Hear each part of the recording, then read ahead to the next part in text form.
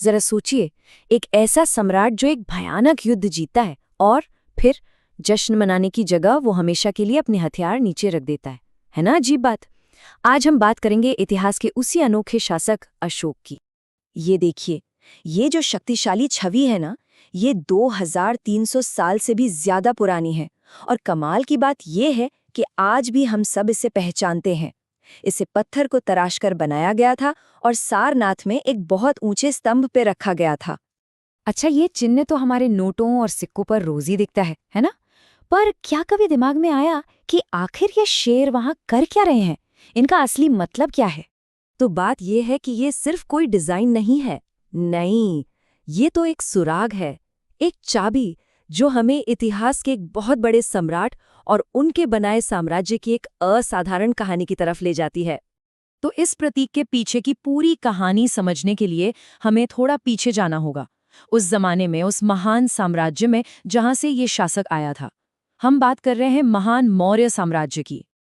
ये जो नक्शा देख रहे हैं ना, ये है मौर्य साम्राज्य, अपने वक्त के सबसे बड़े साम्राज्यों में से एक।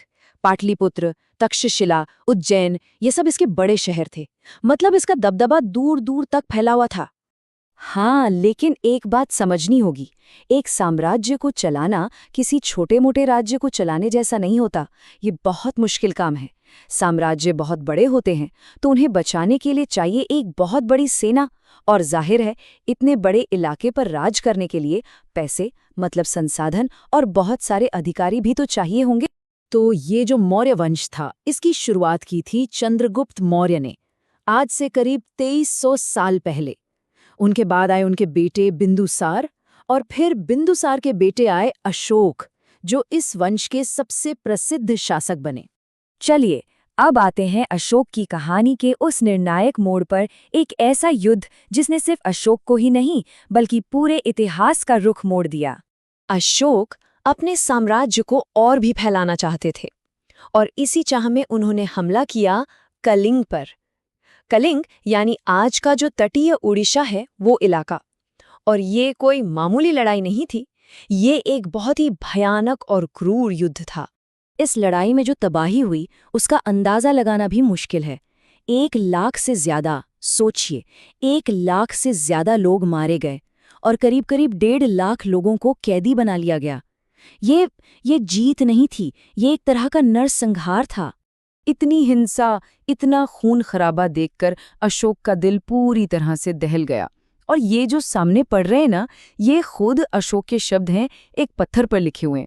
उन्होंने कहा कि इस तबाही ने मुझे दुख से भर दिया है और मुझे लगता है कि लोगों को जबरदस्ती जीतने से कहीं बेहतर है उन्हें धम्म से जीतना। और बस यही एक बात, यही एक फैसला अशोक को इतिहास में सबसे अलग खड़ा कर देता है। वो दुनिया के इतिहास में अकेले ऐसे राजा हैं जिन्होंने एक जंग जीतने के बाद हमेशा के लिए लड़ना छोड़ दिया। तो युद्ध तो छोड़ दिया, पर अब राज कैसे करें? अशोक ने एक बिल्कुल नया रास्ता निकाला, एक नया तरीका अपनाया, जिसे उन्होंने नाम दिया धम्म का मार्ग।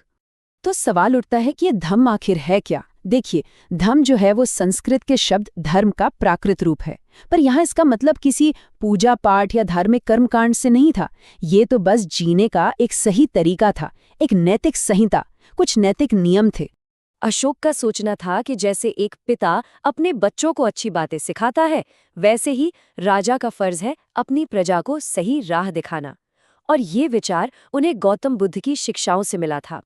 उन्हें लगा कि धम्म के जरिए समाज की जो परेशानियां हैं, जैसे धर्म को लेकर लड़ाई झगड़े, उन्हें सुलझाया जा सकता है। धम्म के जो संदेश थे वो बहुत ही सरल और व्यवहारिक थे, जैसे अपने दासों और नौकरों के साथ अच्छा व्यवहार करो, अपने से बड़ों की इज्जत करो, हर जीव के प्रति दया रखो, और जो कि बहुत जरूरी था, सभी धर्मों का सम्मान करो। अब अशोक ने सिर्फ सोचा ही नहीं, इस विचार को फैलाने के लिए पूरा प्लान बनाया।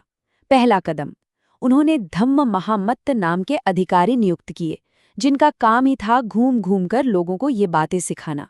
दूसरा, उन्होंने अपने संदेशों को पत्थर के खंभों और चट्टानों पर खुदवा दिया ताकि सब पढ़ सके। और तीसरा, उन्होंने अपने दूतों को सिर्फ अपने साम्राज्य में ही नहीं बल्कि सीरिया, मिस्र, ग्रीस और श्रीलंका जैसे दूर दूर के देशों में भी भेजा। ठीक है, तो ये तो हुई इतिहास की बात। अब वापस आज में आते हैं और देखते हैं कि अशोक की ये पूरी कहानी आज हमारे लिए महत्वपूर्ण क्यों है। देखिए, अशोक का वो शेरों वाला स्तंभ, वो आज हमारा राष्ट्रीय प्रतीक है। और जिस ब्राह्मी लिपि में उनके संदेश लिखे गए थे, जानते हैं, उसी से हमारी आज की ज्यादातर लिपियां निकली हैं। देवनागरी, बंगाली, तमिल, ये सब। मतलब ये कमाल की बात है ना। हजारों साल गुजर गए, लेकिन हमारी जेब में पड़े सिक्कों से लेकर जो अक्षर हम लिखते हैं, उन सब पर सम्राट अशोक का असर आज भी जिंदा है। भारत के पहले प्रधानमंत्री जवाहरलाल नेहरू ने एक बहुत अच्छी बात कही थी। उन्होंने कहा था, उनके शिलालेख आज भी हमसे एक ऐसी भाषा में बात करते हैं जिसे हम समझ सकते हैं और हम आज भी उनसे बहुत कुछ सीख सकते हैं। और ये बात आज भी कितनी सच है। आज जब हम दुनिया में इतनी लड़ाइयाँ और नफरत देखते हैं, तो अशोक की कहानी हमें याद दिलाती है कि असली जीत किसी को हराने में नहीं, बल्कि सहिष्णुता, करुणा और शांति के रास्ते पर चलने में है।